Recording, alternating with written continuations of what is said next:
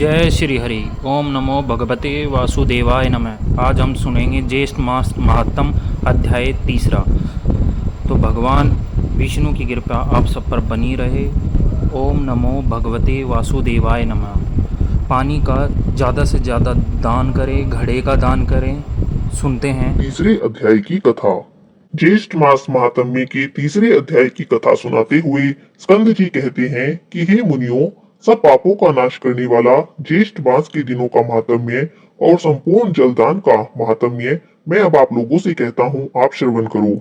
ज्येष्ठ शुक्ल एकम से लेकर ज्येष्ठ शुक्ल दशमी तक पवित्र दशहरा नाम का व्रत करना चाहिए।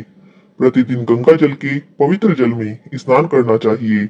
समस्त तीर्थों के अभाव में जो भी जल मिले वह गंगा जल के समान ही कहा गया है।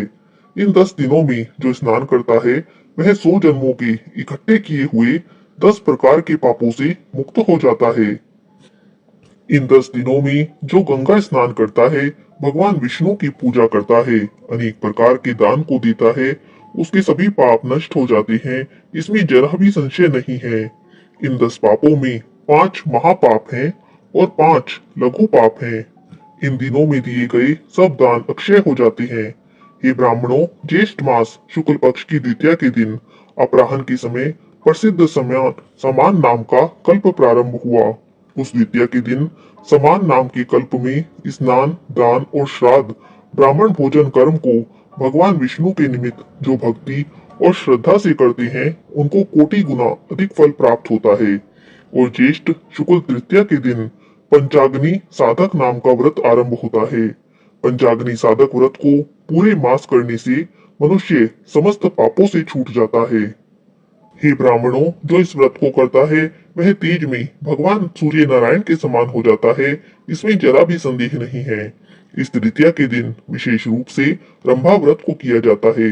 सधवा सभी स्त्रियां इस व्रत को सौभाग्य सिद्धि के लिए करती हैं। हे ब्राह्मणों, इसी तृतीया को वामन कल्प का प्रारंभ हुआ था, अतः तृतीया के दिन चावल का दान करने से भगवान वामन संतुष्ट हो जाते हैं। आज के दिन विधि पूर्वक श्राद्ध, तर्पण और ब्राह्मण भोजन कराने के कर्म को करना चाहिए। 1 मास तक ब्राह्मणों को दही का भोजन कराना चाहिए। शुक्ल चतुर्थी के दिन कपिल ऋषि के पवित्र आश्रम में कुंड से 4 भुजाधारी विनायक प्रकट हुए, इसीलिए चतुर्थी के दिन भोजन नहीं करना चाहिए और सभी लोगों को गणेश महोत्सव मनाना चाहिए।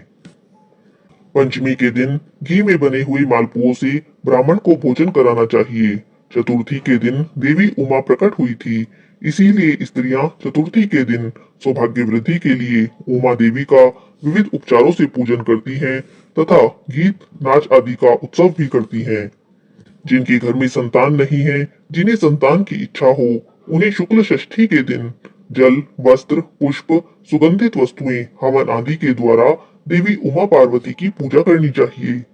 ज्येष्ठ शुक्ल सप्तमी के दिन जो देवी उमा का पूजन नहीं करता, उनके यहाँ ज्येष्ठा अर्थात दरिद्रता का वास हो जाता है, इसमें जरा भी संशय नहीं है। इसीलिए दरिद्रता से भयभीत मनुष्य को सप्तमी के दिन देवी उमा का पूजन और दशमी के दिन विभव विस्तार के अनुसार गंगा जी का पूजन करना चाहिए।